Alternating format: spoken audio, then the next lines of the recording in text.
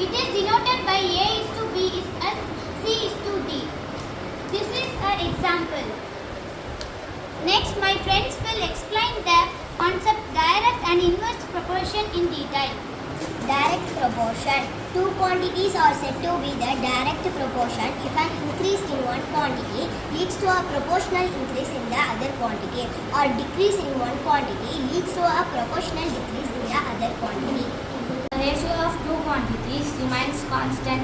It can be expressed as x divided by y is equal to k for two set of values x1, y1 and x2, y2. Or in direct proportion, we can say x1 divided by y1 is equal to x2 divided by y2. Inverse proportion. Two quantities are said to inverse proportion if an increase in one quantity leads to proportional decrease in other quantity, or decrease in one quantity leads to proportional increase in other quantity. Product of quantities remains constant. It can be expressed as xy is equal to k for two set of values x1, y1 and x2, y2.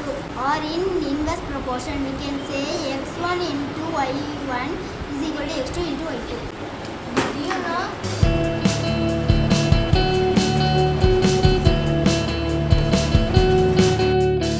In real life, direct proportion and inverse proportion is very much useful for projects to you.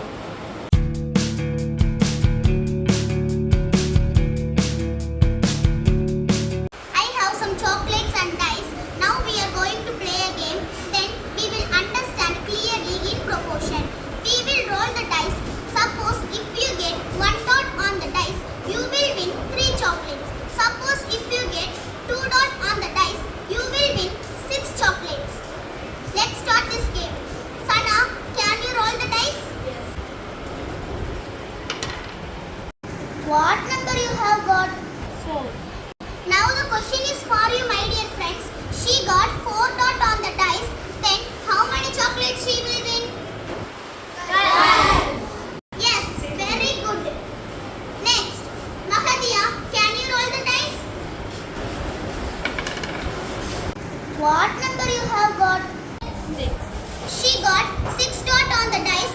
Now, how many chocolates she will win? 18. Yes, very good. In this we all understood. The number on the dice will increase. We get the more number of chocolates. If one object increases, the other object also increases. It is called direct proportion.